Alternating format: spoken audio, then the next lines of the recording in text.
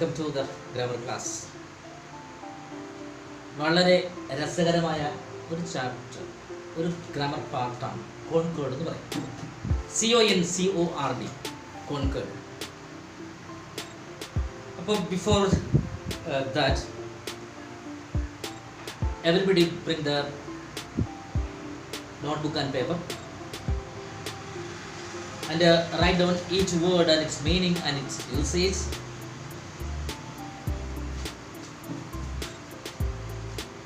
I would like to inform you more details about Concord.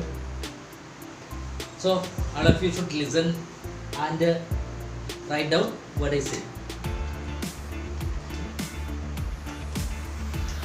Concord കേട്ടിട്ടുള്ളവരുണ്ടാവും, കേൾക്കാത്തവരുണ്ടാവും.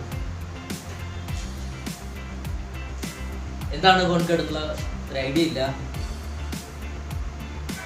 പല പരീക്ഷകൾക്കും editing എന്നുള്ളൊരു വിഷയം കേട്ടിട്ടുണ്ട്. എഡിറ്റിംഗ് 8 കഴിഞ്ഞ് 9ലേക്ക് പഠിക്കാൻ തുടങ്ങി നിൽക്കുന്ന എല്ലാ കുട്ടികളും അറിയേണ്ട ഒരു വാക്കാണ്, ഒരു പാർട്ടാണ് കോൺകേർഡ്. ഈ കോൺകേർഡ് പഠിച്ചാൽ ഒത്തിരി സെൻറ്റൻസുകളുടെ എറർ മനസ്സിലാക്കി കറക്റ്റ് ചെയ്യും, അതിനെ നമുക്ക് ശരിയാക്കി മാർക്ക് വേണം. അതാണ് കോൺകേർഡ് എന്നുള്ള വാക്ക്. കോൺകേർഡ് എന്നുള്ള സ്ട്രക്ചർ പാർട്ട് പഠിക്കുന്നതിലൂടെ നമുക്ക് കിട്ടുന്നത്. എന്താണ് കോൺകേർഡ് എന്ന് പറയാം. What is concord? കോൺകേർഡ് എന്താണെന്ന് ചോദിച്ചാൽ agreement with subject and verb. Agreement with subject and verb. പേടിക്കണ്ട, സബ്ജക്റ്റും വെർബും തമ്മിലുള്ള റിലേഷൻ, എഗ്രിമെന്റ്, ബന്ധം, അതാണ് കോൺകേർഡ് കൊണ്ട് ഉദ്ദേശിച്ചത്. വളരെ സിമ്പിളായിട്ട് പറഞ്ഞുതരാം, ഒരു പ്രശ്നമില്ല. ഹി ഡാഷ് അൻ എഞ്ചിനീയർ. ഡീറ്റെയിൽ ആയിട്ട് പറയില്ല, ജസ്റ്റ് ഒന്ന് ഓർമ്മിപ്പിക്കുകയാണ് എന്താണ് കോൺകേർഡ്. ഹി ഡാഷ് അൻ എഞ്ചിനീയർ. ഇവിടെ ഞാൻ 3 ഓപ്ഷൻ കൊടുക്കുന്നുണ്ട്. ആം, ആർ, ഇസ്. ഇതിൽ ഏതാ ഇസാണോ, ആമാണോ, ആറാണോ? ഹി എന്ന സബ്ജക്റ്റുമായിട്ട് എഗ്രി ചെയ്യുന്നത് എന്ന് ഓർക്കണം. ഇതിനാണ് ഈ വലിയ എന്താണ് ചിന്ത. ഒരു കാര്യമില്ല. ഹി എന്നുള്ള സബ്ജക്റ്റ് ഞാൻ പറഞ്ഞില്ല, സബ്ജക്റ്റും ഇവിടെ 3 വെർബുണ്ട്. ആം, ആർ, ഇസ്. ഇത് 3 വെർബുകളാണ്, ഓക്സിലറി വെർബുകളാണ്. ഈ വെർബുമായിട്ട് ഏതാണ് എഗ്രി ചെയ്തതെന്ന് അറ്റ് എ സ്ട്രെച്ച്, ഒറ്റ നോട്ടത്തിൽ തന്നെ നിങ്ങൾക്ക് ഒറ്റ കാര്യമായിട്ട് നമുക്ക് മനസ്സിലാക്കാൻ പറ്റും ഏതാണ് ഇതുകൊണ്ട് എഗ്രി ചെയ്യുന്നത്. അപ്പോൾ സബ്ജക്റ്റും വെർബുകളും തമ്മിലുള്ള എഗ്രിമെൻ്റ് ആണ് കോൺകേർഡ്. ഇനി അത് ഓർത്ത് വെച്ചേക്കാം. What is concord? അല്ലേ, the agreement with subject and verb is called concord. Very easy അല്ലേ, ഒരു കുഴപ്പമില്ല. അപ്പോൾ നമുക്ക് അല്ലേ, തീർച്ചയായിട്ടും ഒരു കൊച്ചുകുട്ടിക്ക് പോലും ഇംഗ്ലീഷ് പഠിക്കുന്ന 1ാം ക്ലാസ് ആവും, 2ഓ 3ഓ ആയിക്കോട്ടെ, പഠിച്ച ഒരു കൊച്ചുകുട്ടിക്ക് പോലും പെട്ടെന്ന് മനസ്സിലാക്കാൻ പറ്റും. He am an engineer, he are an engineer, he is an engineer. അപ്പോൾ ഇത് ഏതാണ് എഗ്രി ചെയ്തത്? He is an engineer. അപ്പോൾ ഈ ഇവിടെ ഇസാണ് ഇവിടെ എഗ്രി ചെയ്യുന്നത്. അപ്പോൾ ഇതിലൂടെ ഒരു കാര്യം മനസ്സിലാക്കാം. What is concord? Concord is the agreement between subject and verb. അല്ലേ, പിന്നീട് അതിൻ്റെ ഡെഫിനിഷൻ തരാം. സബ്ജക്റ്റും വെർബും തമ്മിലുള്ള റിലേഷനെ കാണിക്കുന്ന പഠന രീതിയാണ് കോൺകേർഡ്. അതാണ് ഡെഫിനിഷൻ. കോൺകേർഡിൻ്റെ ഫസ്റ്റ് സ്റ്റെപ്പ് നമ്മൾ പഠിച്ചു. അപ്പോൾ വെർബുകൾക്ക് ഒരു പ്രധാനപ്പെട്ട കാര്യമുണ്ട്. ഇതിൻ്റെ മറ്റ് ഡീറ്റെയിൽസ് കിടക്കുന്നതിന് മുമ്പ് കോൺകേർഡിലെ ഫസ്റ്റ് സബ്ജക്റ്റ് നമ്മൾ നോക്കും. ഫസ്റ്റ് സബ്ജക്റ്റ് സിംഗുലർ ആണോ പ്ലൂറൽ ആണോ എന്ന് നോക്കും. ഒരു സിംഗുലർ സബ്ജക്റ്റും പ്ലൂറൽ സബ്ജക്റ്റും കണ്ടറിയാം. ഇവിടെ ഇടയ്ക്ക് വെച്ച് തന്നെ പറയാം what is singular, what is plural അറിയാം, പക്ഷെ പറയാൻ ഇവിടെ കാണാം അല്ലേ. എസ് എന്താണ് പ്ലൂറൽ, എന്താണ് singular? 1 number singular, more than 1 number plural. If something is 1 number, if something is 1 number, it is called singular. If something is more than 1 number, that is plural. അപ്പം please identify ഇത് singular ആണോ, whether it is singular or plural അല്ലേ. അപ്പോൾ നമുക്ക് ഒറ്റ നോട്ടത്തിൽ പോലും അറിയാൻ പറ്റും സാധാരണ എത്രയോ സിംഗുലർ സബ്ജക്ട്സ് സിംഗുലർ വേർഡ്സ് ഉണ്ട്. അപ്പോൾ ഒരു സിംഗുലർ വേർഡ് ആണെന്ന് ഐഡൻറ്റിഫൈ ചെയ്താൽ തുടർന്ന് വരുന്ന ആ വെർബും സിംഗുലർ ആയിരിക്കും. അപ്പോൾ ആദ്യമേ നമുക്ക് what is singular, what is plural. അപ്പോൾ singular, if something is one in number it is called singular. If something is more than one in number that is called plural. അത് ഓർക്കുക. ഇനി നമുക്ക് ഇതിൻ്റെ മറ്റ് ഭാഗങ്ങളിലേക്ക് കടക്കാം. സിംഗുലറും പ്ലൂറലും ഓർത്തോണ്ടേ. ഇതിനോടൊപ്പം തന്നെ ഞാൻ ഈ പറഞ്ഞത് മനസ്സിൽ പഠിച്ചതിന് ശേഷം നോട്ട്സ് ബുക്കിലേക്ക് എഴുതുക. എന്താണ് സിംഗുലർ? അതിന് തൊട്ട് മുമ്പ് വാട്ട് ഈസ് കോൺകേർഡ് എന്ന് എഴുതി. യെസ്, എന്താണ് agreement with subject and verb. മറക്കല്ലേ, ഇവിടെ നമ്മൾ ഒരു സെന്റൻസ് എഴുതി പറഞ്ഞായിരുന്നു. Agreement with subject and verb concord. He എന്നുള്ളത് സിംഗുലർ ആണ്, അതിനെ എഗ്രി ചെയ്യുന്ന വെർബാണ് ഇസ്. He is teaching. ഇനി മറ്റൊരു എക്സാമ്പിൾ, ദേ ആർ പ്രാക്ടീസിങ്. കണ്ടോ, അപ്പോൾ ദേ എന്നുള്ള സബ്ജക്റ്റ് പ്ലൂറലാണ്, അപ്പോൾ അതിനെ എഗ്രി ചെയ്യുന്നത് ആറാണ്. ഇതൊക്കെ തന്നെയാണ് എന്താണ് കോൺകേർഡ്. അപ്പോൾ അനുയോജ്യമായ സബ്ജക്റ്റിന് അനുയോജ്യമായ അല്ലെങ്കിൽ സബ്ജക്റ്റിനെ എഗ്രി ചെയ്യുന്ന ഓക്സിലറി വെർബുകൾ അല്ലെങ്കിൽ വെർബുകളിൽ ഇതാണ് കോൺകോർഡിൻ്റെ പ്രൈമറി ആയിട്ടുള്ള ചില നിയമവശങ്ങൾ. നന്നായിട്ട് ഓർത്ത് വെച്ച് വേണം പഠിക്കാൻ.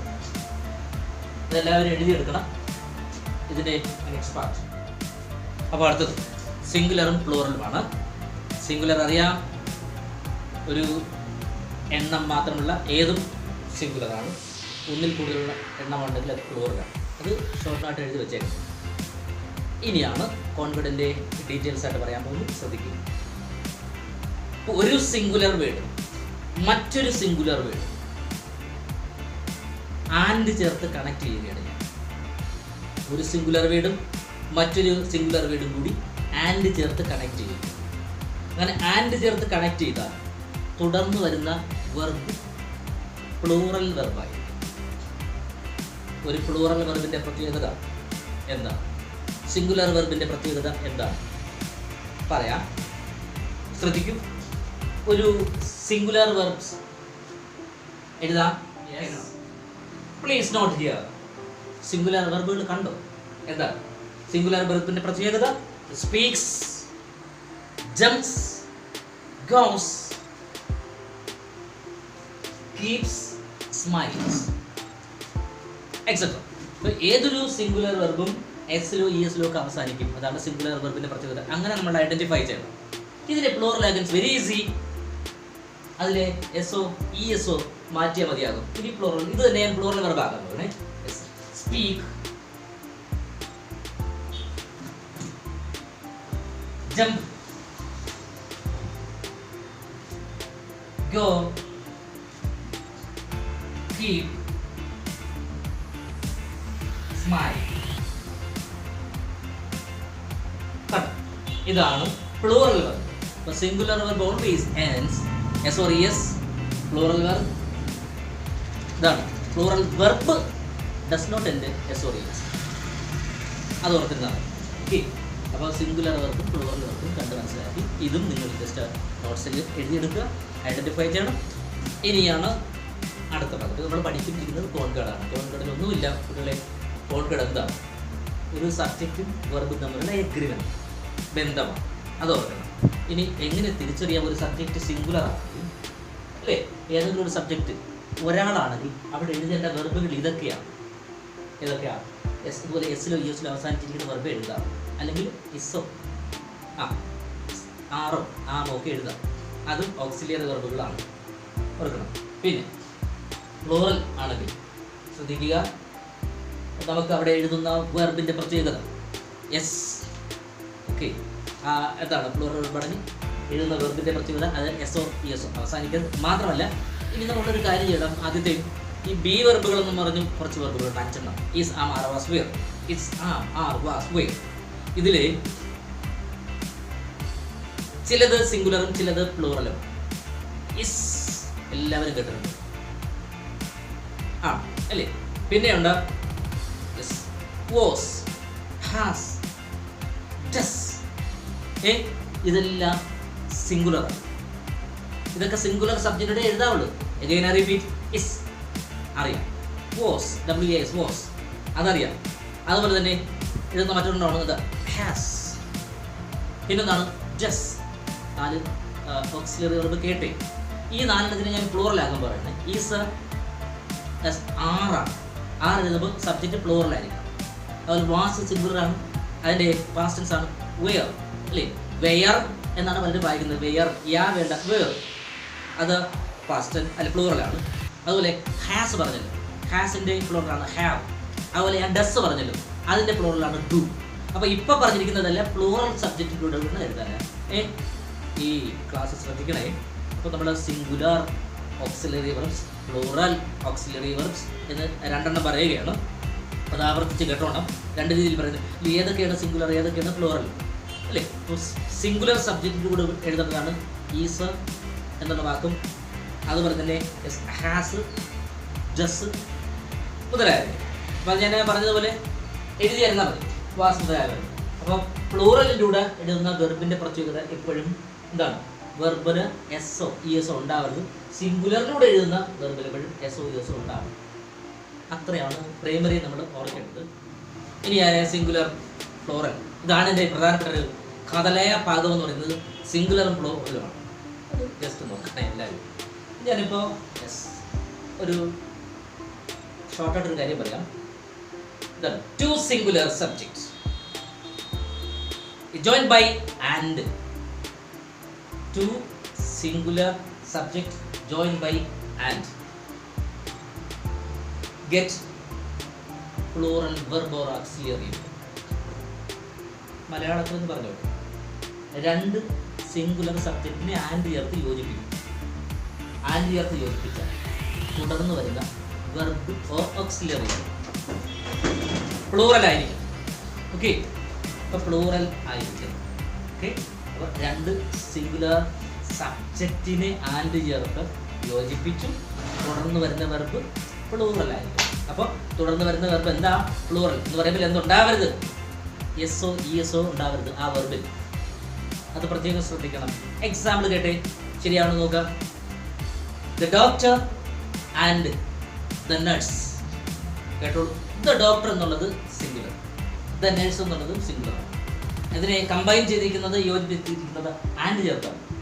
നോക്കാം, the doctor and the nurse. Dash the patient.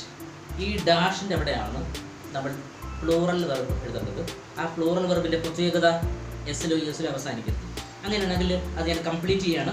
The doctor and the nurse help the patients. കേട്ടോ, അത് അല്ലാതെ ഹെൽപ്സ് എന്ന് പറഞ്ഞാൽ അത് റോങ്, അതിനകത്തൊരു എററുണ്ട്. അപ്പം the doctor and the nurse help എന്ന് മതി, ഹെൽപ്സ് വേണ്ട. അപ്പോൾ ഹെൽപ്സ് എന്ന് പറഞ്ഞാൽ സിംഗുലറാണ്, ഹെൽപ്പ് എന്ന് പറഞ്ഞാൽ പ്ലൂറലാണ്. അപ്പോൾ ഡോക്ടറും നഴ്സും കൂടെ ആയപ്പോൾ അത് പ്ലൂറലായി. ആയതിനാൽ എന്താണ്, അവിടുത്തെ എഗ്രി ചെയ്യുന്ന വെർബ് എപ്പോഴും പ്ലൂറലായിരിക്കണം. ഇവിടെ ഒരു കാര്യം മനസ്സിലാക്കണം പിള്ളേ, എന്താണ്, ഒരു 2 സിംഗുലറിനെ ആൻഡ് ചേർത്ത് കമ്പൈൻ ചെയ്യുമ്പോൾ, കണക്ട് ചെയ്യുമ്പോൾ തുറന്ന് വരുന്ന വെർബ് പ്ലൂറൽ. അത് എന്തായിരിക്കണം, എസ്സിലോ ഇഎസ്സിലോ എൻഡ് ചെയ്യും, അവസാനിക്കരുത്. അതൊന്ന് ഓർത്ത് വേണം നമ്മൾ ഇത് ചെയ്യാനായി. Okay, there is one more example. Yes, father and mother. Father and mother, ഫാദറും മദർ. അപ്പോൾ ആൻഡ് ചേർത്താണ് ഞാൻ അതിനെ യോജിപ്പിച്ചിരിക്കുന്നത്. എന്താണ്, yes, father and mother dash their children. ആ ഡാഷിൻ്റെ അവിടെ എഴുതുന്ന വെർബ് എപ്പോഴും പ്ലൂറൽ ആയിരിക്കണം. ഞാനൊരു വെർബ് തരുന്നു, ഞാൻ പറഞ്ഞതേ ഉള്ളൂ, അതൊരിക്കലും എസ് യൂസിൽ അവസാനിക്കരുത്. ബിക്കോസ് കാരണം അതാണ്. Now the 2 singular subjects are yes എന്ത് ചെയ്തിരിക്കുന്നു, combined by and. So then yes get plural verb, ഫാദറും മദറും എന്നാ പറഞ്ഞിരിക്കുന്നത് അല്ലേ. ഫാദർ ആൻഡ് മദർ എന്താണ്, yes look after. Looks after എന്ന് പറയുന്നത് ലുക്ക് ആഫ്റ്റർ എന്നേ പറയാം. ലുക്ക് ആഫ്റ്റർ സംരക്ഷിക്കുന്നു, നോക്കുന്നു അല്ലേ, വളർത്തുന്നു, പരിചരിക്കുന്നു, അവരെ വളർത്തിക്കൊണ്ടുവരാണ് ലുക്ക് ആഫ്റ്റർ. അവിടെ ഈ ലുക്ക് ആഫ്റ്റർ എന്ന് പറഞ്ഞാൽ അറിയാമല്ലോ, യെസ്, പരിചരിക്കുന്നു, വളർത്തുന്നു, നന്നാക്കുന്നു എന്നൊക്കെയാണ് അർത്ഥം. അവിടെ ലുക്സ് ആഫ്റ്റർ എന്ന് പറയുന്നത് കാരണം ലുക്സ് എന്നുള്ളത് സിംഗുലർ. അപ്പോൾ ലുക്ക് എന്നാണ് പറയുന്നത്. അപ്പോൾ father and mother look after their children. അല്ലെങ്കിൽ വേറെ നോക്കാം, father and mother advise their children. അതാണ് മതി. അഡ്വൈസ് AD അല്ലേ? VI അതാണ്. CE അല്ല SE, വെർബായിരിക്കും പറയുന്നത്. വെർബാണ്. ADVISE ആണ് ശരി. അല്ല ADVICE അത് നൗണാണ്, അത് വേണ്ട. Father and mother advise their children. ഇവിടെ അഡ്വൈസസ് എന്ന് എഴുതി കൂടാ. അഡ്വൈസ് ആണ് കറക്റ്റ്. ഇവിടെ ഒരു കാര്യം വ്യക്തമാണ്, രണ്ട് സിംഗുലാർ സബ്ജക്റ്റിനെ ആൻഡ് ചേർത്ത് കമ്പൈൻ ചെയ്യും, തുടർന്ന് വരുന്ന വെർബ് പ്ലൂറലായി. ഇതിൻ്റെ ഫസ്റ്റ് പാർട്ട് ഞാൻ പറഞ്ഞു എന്താണ്, ഒരു സിംഗുലർ സബ്ജക്റ്റ് വന്നാൽ അതിനോടൊപ്പം വരുന്ന വെർബ് സിംഗുലർ ആയിരിക്കണം. അവിടെ എസോ യെസോ ഉണ്ടാവണം. അത് കേട്ട് എഴുതിയെടുക്കുക. അത് വീണ്ടും ഞാൻ പറയുകയാണ്. നോക്കാം. ടീച്ചർ ഒരാളെ ഉണ്ട്. Dash the class. Teacher dash in the class. നോക്കൂ, teacher teachers in the class ആണ് ശരി. ടീച്ചേഴ്സ് എന്ന് പറയുന്നത് പഠിപ്പിക്കുന്നു. Teachers. Teacher teachers in the class.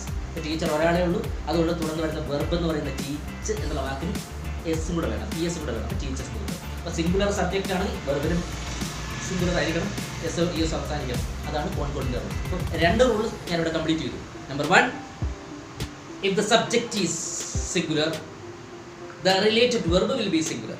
നോട്ടേണേ, subject singular ആണെങ്കിൽ തുടർന്ന് വരുന്ന വെർബും സിംഗുലർ ആയിരിക്കണം. അങ്ങനെയുള്ള സിംഗുലർ വെർബിൻ്റെ പ്രത്യേകത എസിലോ ESലോ അവസാനിക്കുന്നു. ഓക്സിലറി വെർബ് ആണെങ്കിലോ ഒന്നുകിൽ ലിസ് എഴുതുക, അല്ലെങ്കിൽ വോസ് എഴുതുക, അല്ലെങ്കിൽ ഹാസ് എഴുതുക, അല്ലെങ്കിൽ ഡസ് എഴുതുക. ഇതാണ് സിംഗുലർ ഓക്സിലറി വെർബുകൾ. സബ്ജക്റ്റ് സിംഗുലർ ആണ്, വെർബും സിംഗുലർ. ഇനി അതുപോലെ തന്നെ സബ്ജക്റ്റ് പ്ലൂറൽ ആണെങ്കിൽ എഴുതുന്ന ഓക്സിലറി വെർബുകൾ പ്ലൂറൽ ആയിരിക്കണം. എന്തൊക്കെ എഴുതാം? Are, were, do, have. ഇവിടെ ആർ, വേർ, ഡു, ഹാവ് ഈ വാക്കുകളാണ് പ്ലൂറൽ ഓക്സിലറി വെർബുകൾ. ഇനി സബ്ജക്റ്റ് പ്ലൂറൽ ആണെങ്കിലോ തുടർന്ന് വരുന്ന വെർബ് പ്ലൂറൽ, അതായത് എസിലോ എസിലോ അവസാനിക്കണം. ഇതാണ് നമ്മൾ ഉദ്ദേശിക്കുന്നത്. അത് ഞാൻ ഇവിടെ പറഞ്ഞു കഴിഞ്ഞു. രണ്ട് സിംഗുലർ സബ്ജക്റ്റ് ചേർന്ന് വരുമ്പോൾ അത് പ്ലൂറലാവും. അപ്പോൾ വരുന്ന വെർബുകളും പ്ലൂറൽ. കുഴപ്പമൊന്നുമില്ല. നമ്മളിതിൻ്റെ ഏകദേശമുള്ള ഭാഗങ്ങൾ പഠിച്ചു. ഇനി നെക്സ്റ്റ് ഇറ്റ്സ് വെരി ഇമ്പോർട്ടൻറ്റ്. ഇനി നമ്മൾ ശ്രദ്ധിക്കണം. ഞാനിപ്പോൾ പറഞ്ഞൊരു കാര്യം, രണ്ട് സിംഗുലർ സബ്ജക്റ്റിനെ ആൻഡ് ചേർത്ത് കമ്പൈൻ ചെയ്തപ്പോൾ യോജിപ്പിച്ചപ്പോൾ എഴുതിയത് പ്ലൂറൽ വെർബാണ്. ഇവിടെ തെറ്റാൻ സാധ്യതയുള്ള ഒരു പ്രധാനപ്പെട്ട കാര്യം പറയുന്നു. എന്നാൽ ഞാനിപ്പോൾ രണ്ട് സിംഗുലർ സബ്ജക്റ്റിനെ കമ്പൈൻ ചെയ്യാൻ പോണു ആൻഡ് ചേർത്ത്. ഈ രണ്ട് സിംഗുലർ സബ്ജക്റ്റും ഒരു വ്യക്തിയായിരിക്കും സൂചിപ്പിക്കുന്നത്. അത് എങ്ങനെ ഐഡൻറ്റിഫൈ ചെയ്യാം എന്നുള്ളതാണ് പറയാൻ പോകുന്നത്. യെസ്, തകടും എല്ലാവർക്കും ആർട്ടിക്കിൾ അറിയാം, അല്ലെങ്കിൽ ആർട്ടിക്കിൾസ് അറിയാം. ആർട്ടിക്കിൾസ് എന്നുള്ളത് ഒരു 3 പ്രധാനപ്പെട്ട വാക്കുകളാണ് ഇംഗ്ലീഷ് ഗ്രാമറിൽ. A and the. അത് ജസ്റ്റ് നിങ്ങളുടെ മനസ്സിൽ നിന്നിരിക്കട്ടെ. എ ആൻഡ് ഡി ആർട്ടിക്കിൾസ് എന്നാണ് പറയാറുള്ളത്. അതിൽ ഒരെണ്ണത്തിനെ ഞാൻ ആദ്യം എടുക്കുകയാണ്, ഡി. അപ്പോൾ ഞാൻ ആ ഡി എന്നുള്ള വാക്ക് ചേർത്ത് രണ്ട് വാക്കുകളുടെ മുന്നിൽ ഉപയോഗിക്കുക. നമുക്ക് നോക്കാം. നമ്പർ 1 കേട്ടുകൊണ്ടിരിക്കണം. The father and the guardian. The father and the guardian.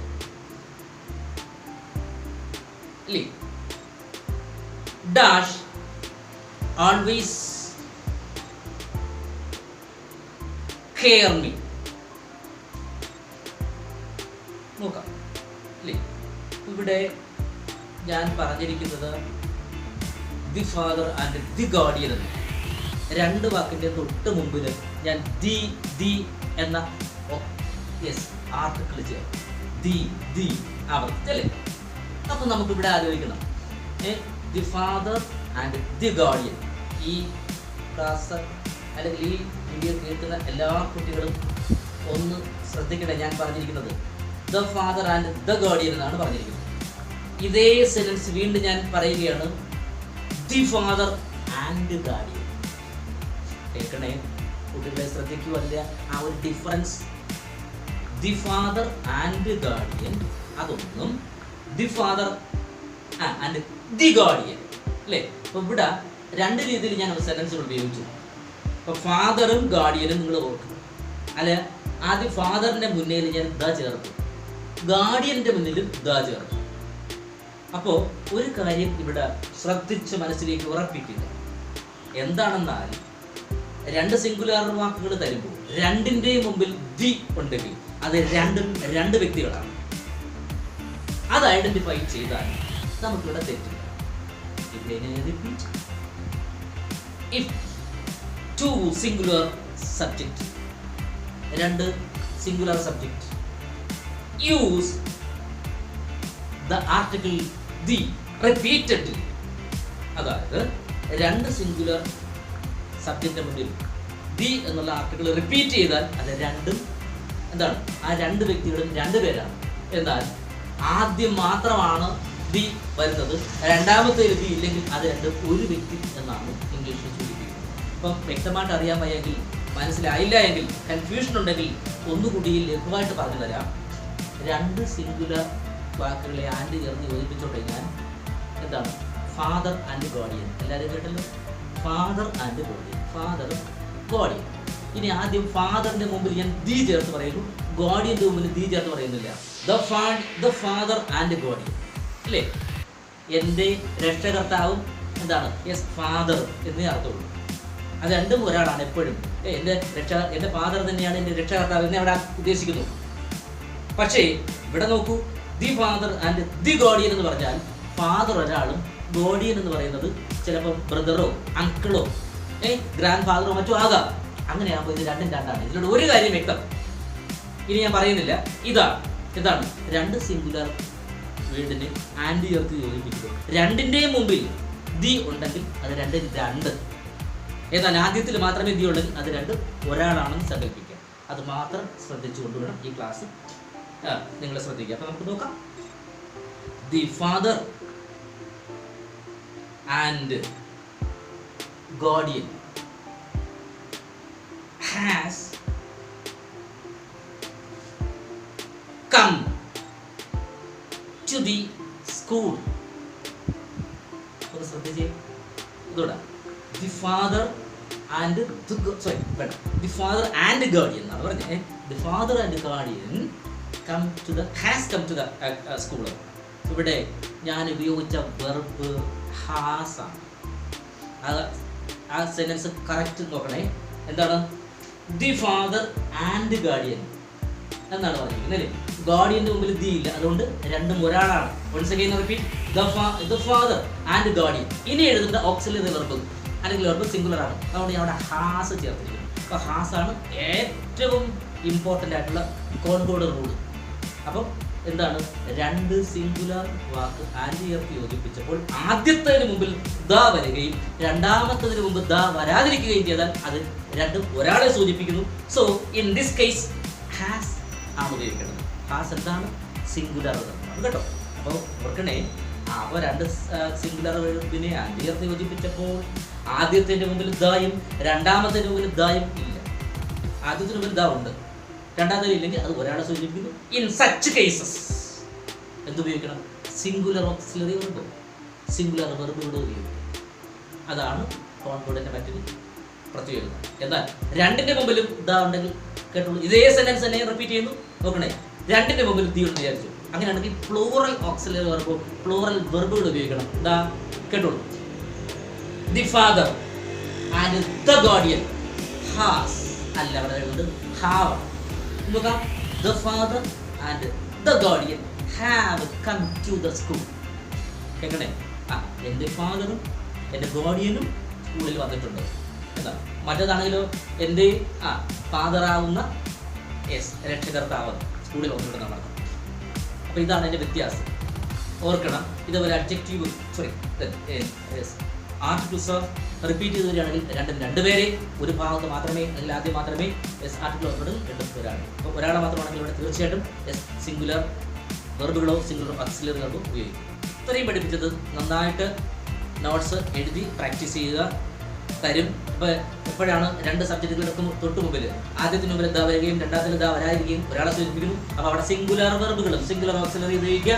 ആദ്യത്തെ മുമ്പിലും രണ്ടാമത്തെ മുമ്പിലും ഇതാ വന്നാൽ അവിടെ പ്ലൂറൽ വെർബുകളോ പ്ലൂറൽ ഓക്സിലറി വെർബുകളോ ഉപയോഗിക്കുക. അത്തരത്തിലുള്ള എക്സാമ്പിൾസ് നമുക്ക് ധാരാളം പഠിക്കാം, ചെയ്ത് ശീലിക്കുക. ഒരിക്കലും കോൺഫിഡൻസ് തെറ്റിക്കരുത്. ഇത്തരത്തിൽ കോൺഫിഡൻറ്റുമായിട്ട് റിലേറ്റ് ചെയ്തിരിക്കുന്ന സെൻറ്റൻസുകൾ നിങ്ങൾക്ക് എഡിറ്റിങ്ങിന് 9ാം ക്ലാസ്സിൽ നമുക്ക് ഫേസ് ചെയ്യേണ്ടതായിട്ടുണ്ട്. അവിടെ നന്നായി പഠിച്ച് മനസ്സിലാക്കി മുന്നോട്ട് പോകും. ഇതിൻ്റെ കണ്ടിന്യൂഷൻ പിന്നീട് ഞാൻ തരുന്നതായിരിക്കും. ക്ലാസ് മനസ്സിലാക്കി വിശ്വസിച്ചു. ഓക്കെ.